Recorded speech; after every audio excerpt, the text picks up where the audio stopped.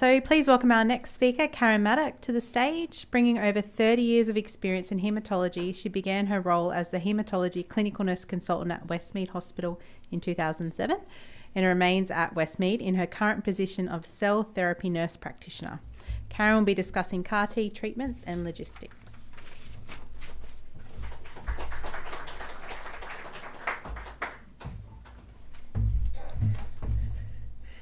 Thank you very much for having me today. Thank you to Lymphoma Australia for asking me to speak. Hopefully I'll be good coming after those two wonderful speakers. Right, so now we're going to have a whirlwind ride through this because I've only got 30 minutes to take you through this, so hopefully there'll be lots of questions I can answer afterwards. So basically the patient pathway that I'll present today, we've already talked about being referred to the CAR T-cell centre, collection of lymphocytes, we'll go through a little bit about apheresis again, manufacturing of the CAR T-cells, bridging therapy, lymphodepletion, administration of the CAR T-cells, some of the common toxicities, I don't have time to talk about them all, but we'll go through some common ones, and then a little bit about follow-up. So this is based on our Westmead experience, so you'll be referred from wherever it is that you are to Westmead. Contact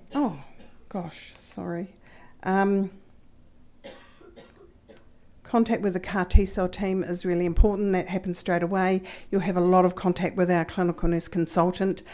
She's the one that organises all the appointments. Now, normally the first appointment is within a week. And sometimes it might be, if there's a lot of aggressive disease around, somebody might ring us from Canberra and say, look, I'm really worried about this patient, and quite often Coon might see them the next day. So it's a bit of a whirlwind to get up to Westmead.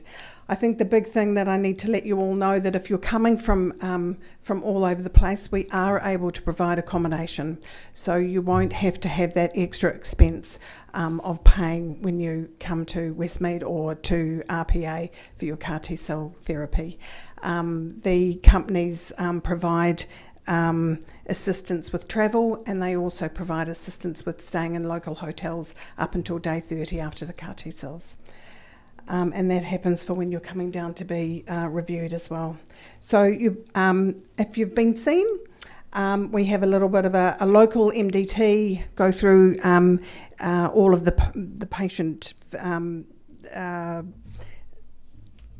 either disease, toxicity management, and if you've got any comorbidities, so we talk about that.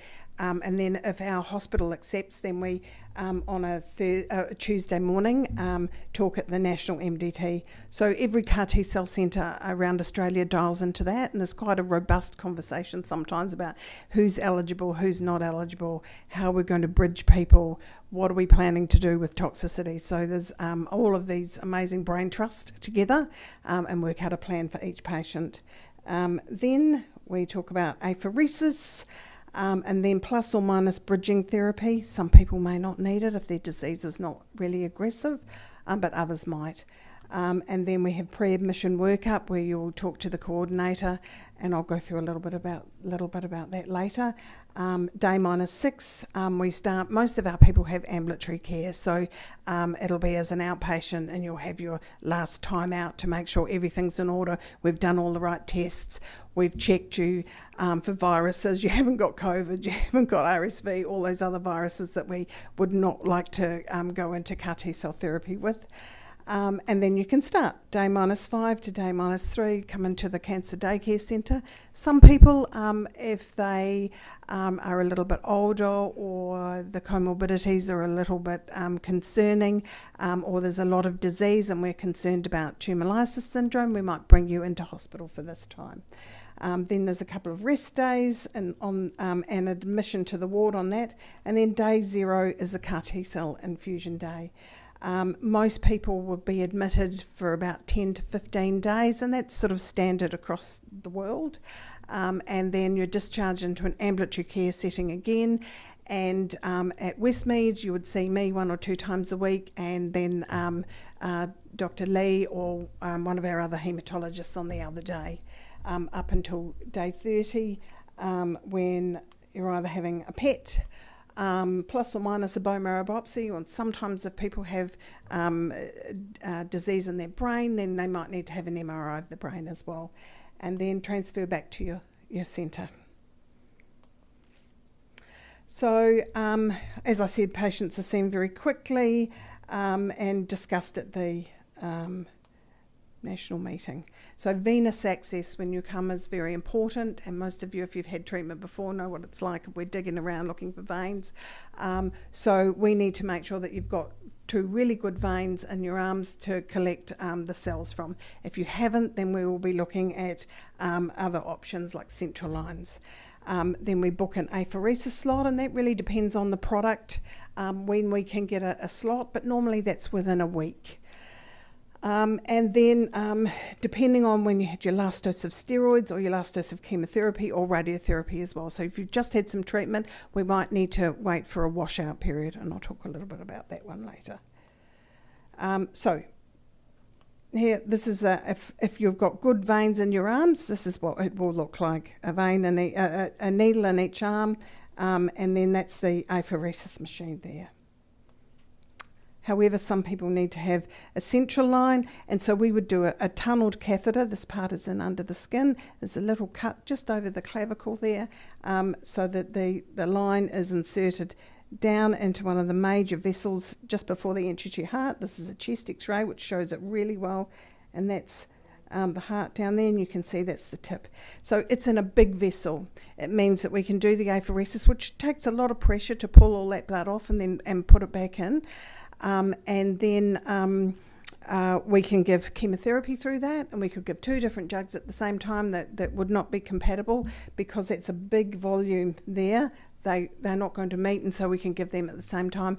Very good also if we needed to give fluid resuscitation. If we needed to give you a lot of fluids very quickly, then we can do it through these lines. So this line can stay in for apheresis, for the chemotherapy bridging, and then for the CAR T cells, and then we will take it out afterwards. Yeah, I was thinking, I was wondering that. Yeah. Yeah, that's better, isn't it? Yeah, so that's where you can see the heart down there, so just at the entrance there. And so there's another photo there of central line. That's the exit site there, and you can see the blood's been taken out and then put back in that side.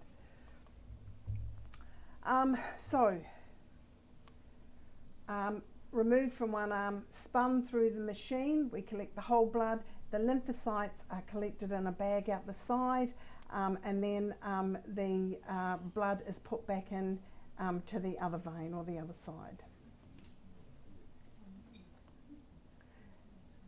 So this is an apheresis machine. So coming out the side, that's your CAR T cells being collected there.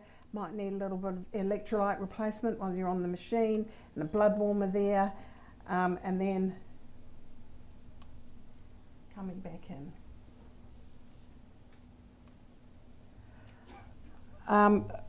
Janlyn and Koen have already been through this, but I'll just a quick run through again. So we're going to take the cells off. They're sent overseas for manufacturing. That means that they isolate and activate the T cells. So when they're activating, they can then put the CAR in. So Koen gave you a wonderful explanation before, so I'm not going to go over that too much, but here is our targeting element, and it's the CD19. So you can see that on the top of the CAR T cell. Then once they've made these, they then expand them because we need to manufacture quite a lot of, as you can imagine. And then over this period of time, manufacturing is normally about 17 to 28 days, depending on which company we're having to use. And then patients may or may not undergo bridging therapy then. And then we're admitting you, giving the CAR T cells, and then we wait for the activity. So washout period, that means the time, and our washout period can be either before the apheresis or before you have your CAR T cells. And it's that period of time that we need to make sure that there's no steroids in your bloodstream. We've reduced them, we've stopped the chemotherapy's gone because we don't want anything to be affecting these wonderful new T cells that we've just given you. We need also to have a couple of weeks in between radiotherapy as well. So that's why it's really important that we know about you early. At Westmead we have a wonderful lymphoma MDT, and I know that Concord and RPA do as well, and they discuss patients. So if we are thinking, oh, this is a very aggressive disease, we might be heading out your way, then we have a discussion about what sorts of treatments might be happening before, so that by the time you come to see us, if you're needing to have CAR-Ts, then we're not having to wait several weeks for that bridging period to happen, for that washout period to happen. Bridging therapy requires a lot of complex discussions quite often between the CAR T-cell centre and the referring centre. Some people may not need it, other people may. Now, we don't want it to be really aggressive chemotherapy, because we're not trying to kill the lymphoma. We know that we can't. That's what we're getting the CAR T cells for, but we want to temporise the disease so that it doesn't explode in that 17 to 28 days and we can't control it with a CAR when they're there. So just something to temporise the disease. So it is a big discussion point these days to make sure that we don't give something that is too aggressive, so that you come to us and your bone marrow has been affected and you've got no platelets, very few white cells, and you're red cell dependent. So we want to do something that's on the disease but not too much I've lost my words but doesn't affect your marrow too much. So the lymphodepletion is routinely cyclophosphamide and fludarabine. It's only 3 days. Very small doses, just enough to get rid of the T cells. And some people need to have bendamustine if they have other comorbidities. It doesn't suit them to have cyclophosphamide. And then we have a couple of rest days. So the CAR T-cell workup, so you'll have loads of contact with our CAR T-cell coordinator. She'll be organising a blood test. You need to have a lung function test because we want to make sure that your lungs are good. Kidney function test, because if you can imagine we're giving chemotherapy, then we're giving CAR T-cells, we're killing a lot of lymphoma. We need to make sure that your kidneys are okay for that lymphoma. We don't want to be doing any more damage, and we don't want to have damaged kidneys already. You need to have a PET scan. You might require other scans. If there's lymphoma in your brain, then we'll need to do an MRI so that we can make sure that that's under control. And some people have disease in their marrow, so we need to do a bone marrow biopsy as well. So the cells arrive back at the centre, and they're stored at minus 190 degrees in our laboratory, and that's what they're transported at, minus 190 degrees. Lymphodepletion will start when they're in the lab. Sometimes if people's disease is really taking off, we know when the plane left and there's not going to be an earthquake anywhere, or there's not a volcano, then we'll start lymphodepletion while they're in the air. And then we'll have the reinfusion of the CAR T cells. That's normally about 10 to 15 minutes. That's all it takes to be reinfused. And sometimes if it's a very small volume, we might just use a syringe driver, and that will go over in about 10 minutes as well. So -5 to -3, yep, okay, so day 0. So before you have your cells, we'll do your vitals. And then we do a baseline ICE score, which is immune effector cell encephalopathy score. So we want to know that you know where you are, what day it is, what state you're in, naming a few objects around the room, following commands like close your eyes and hold up your right hand, attention, counting in tens from 100 back to 0, and then a handwriting, and it's not a test. You can be as messy as you need to be. What we look for over the next 30 days is that there's no change to that handwriting. So, you can say, I really miss my family, or I hate hospital, or I love my dog. And then that will be the sentence that you write every day for the next 30 days, and we have a look at that. The things that we're looking for is changing in the writing, staying within the lines, things like that. So during the infusion, one of my, yeah. So like I said to you, free flow, 10 to 15 minutes or a slow push, and this continuous monitoring. So they'll have a heart monitor on you. The girls will do a blood pressure before and after, and then you'll be monitored for the next couple of hours. So the morning, you're either seen by the medical staff or myself. We make sure that you're satisfactory to proceed. And then pre-med is given, so it's usually a paracetamol and an antihistamine like Claritine, and that's normally about half an hour to an hour beforehand. And then we put up 2 lines, so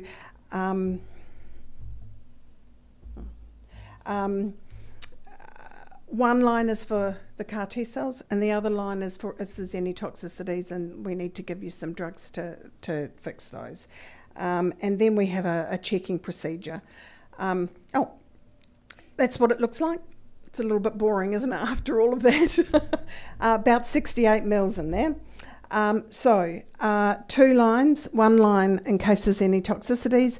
There's your CAR T cells there, and there's another lot of saline on a Y beside it. So once this has finished, we then put a clamp on down here, put about 50 to 80 mils of saline in there to wash it out. We want everything out of that bag. Don't want any cells left. Or sometimes we might give it as a push dose.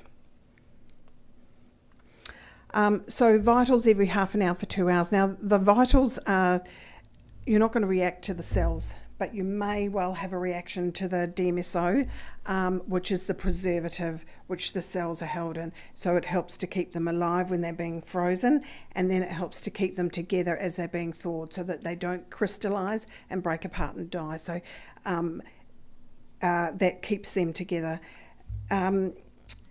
Everyone can have a reaction to any drug.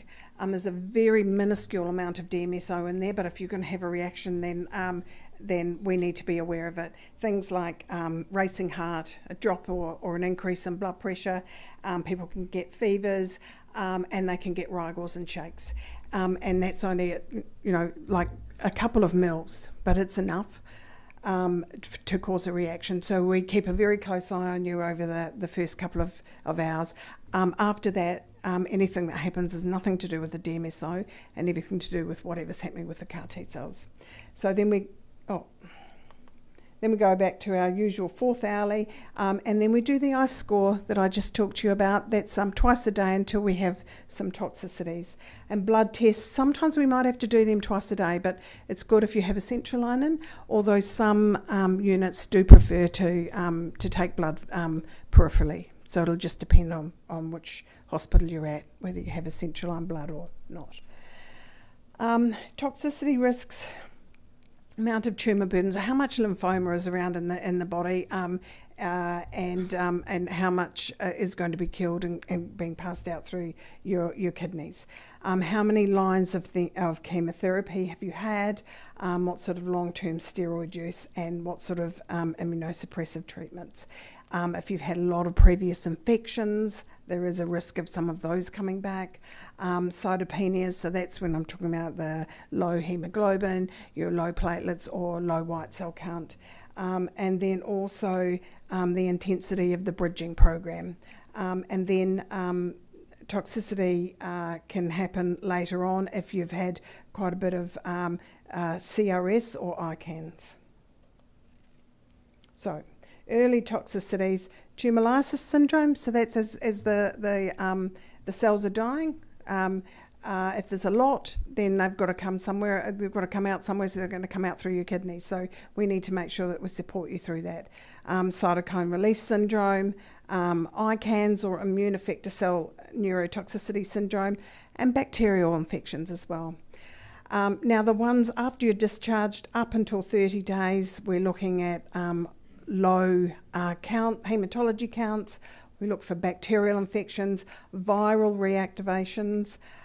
Sometimes people can be at risk of fungal infections, especially if you've had a lot of pre-treatment. And as Janlyn was talking, B-cell aplasia, your B cells are targeted. There's going to be none of them around. You're at risk of all sorts of infections from that. And hypogammaglobulinemia, which we look at your immunoglobulins. If that's another part of your immune system, if they go low, then we can replace that as well. And then late toxicities. Some of these go out over 30 days. Some people can be needing support up to 6 months. So tumour lysis syndrome, if there's a lot of disease post-CAR T-cell post the chemotherapy or post the CAR T-cells, this can happen within a couple of hours. And we look for high potassium, high urea, and high phosphate in your bloodstream. So we'll be taking those bloods. If we think there's a risk, we'll take them twice a day. But what you might feel is some abdominal discomfort, some nausea, some vomiting, urinary symptoms, like you might be going to the toilet a lot because we're giving you a lot of fluid, or there might be some burning. And some people can get some muscle cramps as well. Occasionally, people can get cardiac arrhythmias, and there's a potential for injury to the kidney. So that's why we make sure that your renal function is good to start off with, and that we give you medications to protect your kidney during the chemotherapy and post the CAR-Ts. Cytokine release syndrome. So this is a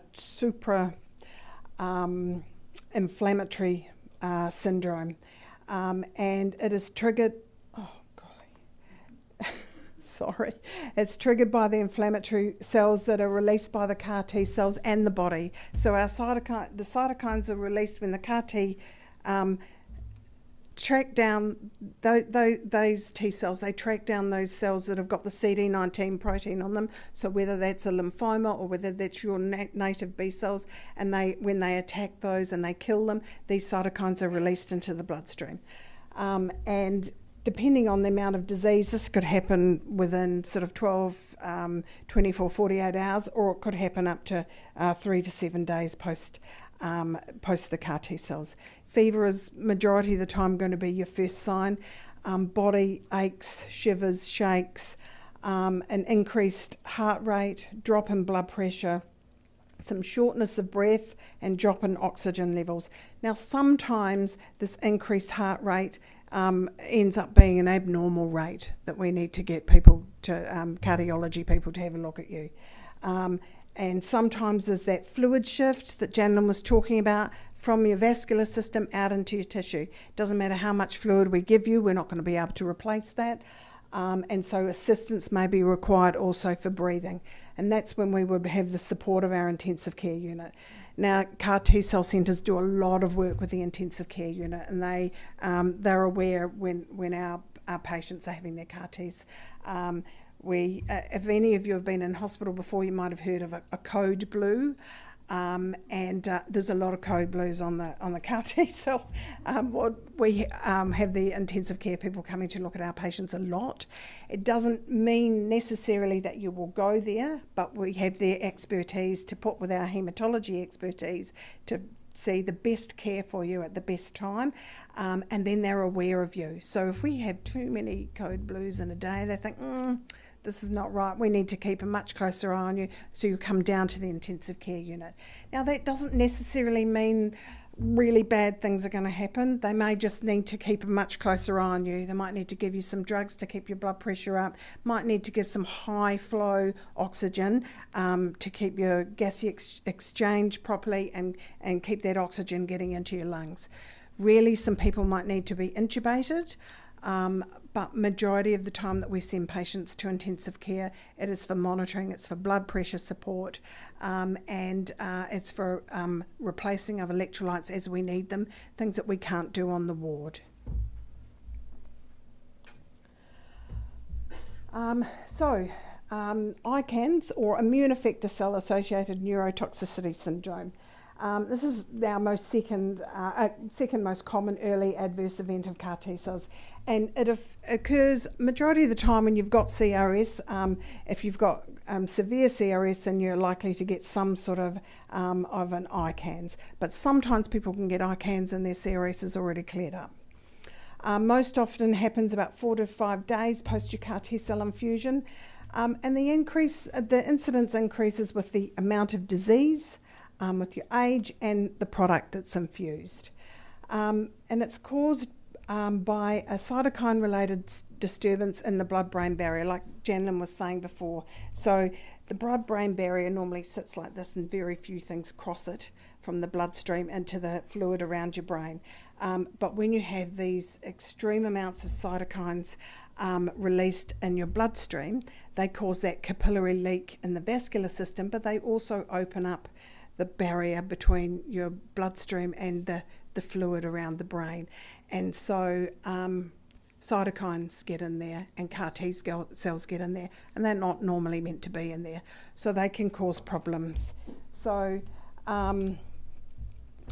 normally median onset is 4 to 5 days, and the duration is can be up to 17 days. Now I've missed a whole line there, so we don't go down to extreme ones, but things like headache, a bit of confusion, not being able to write your sentence properly. So I miss my family might just become a squiggle. And then we get on to a little bit more serious, where I can't recognise my loved ones properly, or I may not be able to speak. Things like that can happen as well. We keep a very close eye on our patients at this time, because sometimes people can have a problem with their airway. So if that happens, that's another code blue, and that's straight down to the intensive care unit, so that the guys down there can keep a really close eye on you. Doesn't necessarily mean that people need to have a tube down their throat to help them breathe, but we do need to keep a very close eye on that. And if people get severe ICANS, we make them nil by mouth, so they're not having any risk of eating or drinking and aspirating something. So other things it gets out as bad as Janlyn was saying before, seizures and a coma, but that's right down the other end. So CRS occurs in about 50 to 90% of patients, and severe CRS is about, real world now, about 10%. The CRS that we say 50 to 90%, that sometimes could only just be a fever. So you feel rotten and have a fever for about 3 or 4 days on the ward, and that's it. ICANS occurs in approximately about 10% real world now, and that could be just a little bit of confusion, not being able to write properly for a couple of days, or having word finding difficulties. Rarely these can be fatal, but very rarely. Other toxicities are our hematological toxicities, so we've got anemia, reduced white cells, and reduced platelets. We expect a B cell aplasia because, as I said to you before, the B cells have that wonderful CD19 protein on the outside, and so anything that's displaying CD19 is going to be attacked and killed. So you're going to end up with no B cells. Hypogammaglobulinemia, that was something I talked about before. That's the immunoglobulins. Some people can drop down quite low, so we need to replace those. And viral reactivation. Now, there's lots of weird and wonderful viruses. We keep a really close eye on them for the first 30 days, and as long as none of them have reactivated, then when you're back to your own centre, you won't need to have those blood tests monitored. Some people might reactivate some of them and need drugs for those, but I won't go into that now because it's a whole other ball game. And extreme fatigue, and I wanted to put that in there because I tell my patients all the time, you're going to feel fatigued, you're going to be exhausted afterwards, but it's not actually until afterwards that they actually realise it's this bone-weary tiredness. And why am I exhausted? Why can't I get up out of bed? So you go home at day 10 and you're feeling pretty good. By day 15, I'm like, oh my God, I can't even walk across the road properly. And that can go on to day 30 and sometimes out to sort of 2 months after the CAR T cells. It is very, very common. And yes, you're going to have a nana nap in the afternoon. And yes, you're going to have to force yourself to get up a couple of times a day, wander around the house or out to the front, down to the bus stop and back again, just to keep those muscles working. But it will get better. So what do we do to recognise these toxicities? Okay, so, oh golly. Head to toe assessment every day in the hospital. We do 4th-hourly vitals. If we're concerned, then we'll be doing them more often. And sometimes people don't get a lot of sleep when we're concerned about them. Once or twice daily bloods. Majority of people have once a day, but if you're having quite extreme side effects, we like to keep an eye on what's happening with your bloods. So we look at the haematology bloods, the kidney, the liver function, and the inflammatory markers. Twice a week at Westmead we do CAR T-cell enumerations, and I know they do something similar at RPA. I'm sure around the rest of the country it's similar as well. The neurological ICE score that I was talking to you about, so that's done twice a day until we have a symptom like a fever, and then we will do it every 4 hours with the vitals. We are very mindful of other adverse events. You're very immunocompromised, so really we need to check that it's not actually sepsis. So it's not a bacterial infection that's happened. So everybody, when they have their fevers, will have a blood culture, and we check to see, and we will start you on some antibiotics as well. And we get our ID people to have a look. And then post-discharge, we do blood tests, and people are seen 2 to 3 times a week up until day 30. So the management of the toxicities, steroids and immunosuppressive drugs to manage neurotoxicity and CRS. Now, I'm not going to go into all of those, but if you can imagine that where you've had your CAR Ts, then we're giving you steroids for a week, then we're giving you all these other immunosuppressed drugs, very, very immune suppressed for months to come. So it's really important that you look after yourself, stay away from sick people, and take the medications that we tell you. So filgrastim to manage neutropenia, so it's your GCSF. You've probably all had injections like that. You'll be having those. Sometimes it might start off being every day in the first week, and then we can nurse it out to being once or twice a week to keep the neutrophils about 1. So we don't want you to get any bacterial infections. Transfusion support, so lots of people need platelets out to day 30. Some might need them even longer than that. Antifungal drugs, antibacterial drugs and antivirals are really important. Now, the antiviral medication might go out 6 months to a year.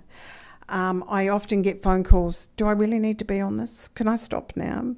Then I have a look at the bloods and I go, right, let's walk through them. Have you got any B cells? Oh, no. Have you got any neutrophils? Oh, well, I'm still having GCSF twice a week. Well, then, no, you can't stop the antivirals. Sometimes if we know with the filgrastim and we can keep your white cells at 1 and they're not dipping down, we can perhaps stop the antifungals, but that's in conjunction with your referral centre. So immunoglobulins, we'll replace those like I said before. Now, if people have had ICANS or if they were at risk of ICANS, they'll be on anti-seizure prophylactic medication, and that has to continue out until day 60. And then we wean it in conjunction with our neurologist. We have a CAR T-cell neurologist who works at Westmead, and he will let us know what he wants individual patients to happen, and he might see or do a phone consult with you afterwards at 3 or 6 months. And no driving for 8 weeks. As Janlyn said, you must have a carer, must stay within an hour of the hospital. So if you're outside our hour, then you will be staying in a local hotel somewhere. And that's when I said that the companies that provide the CAR T cells will pay for you to stay in a local hotel. So you're not going to be out of pocket for that. Like I said, most patients are discharged day 10 to 15. Clinic reviews 2 to 3 times a week with myself and the haematologist. Pathology will be twice a week, and then you'll need your filgrastim and your other supportive medications, plus or minus immunoglobulin support and transfusion support. And everyone, and it doesn't matter what hospital you're at, will have some sort of an ED, that's an emergency room referral put on.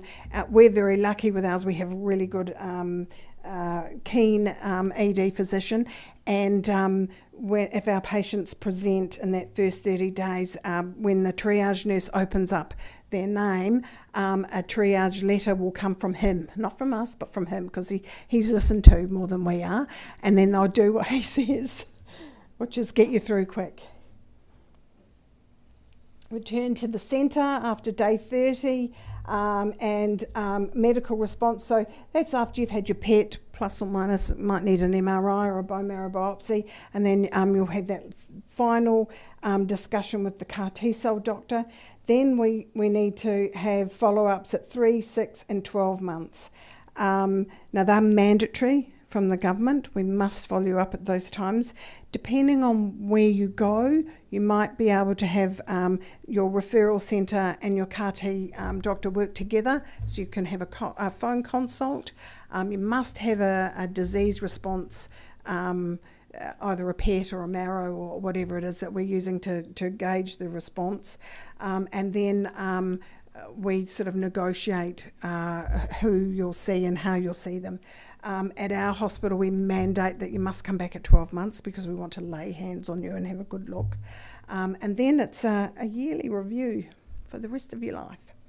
And we attempt to coordinate care really well between our referral sites and our centre, and we have over the last sort of 3 or 4 years got some really good contacts in each centre. So we have nurses that we contact and we let them know when you're coming back what sorts of things they might need to do. We get them to make your appointments so everything's set when you get home, and you see your haematologist within a couple of weeks.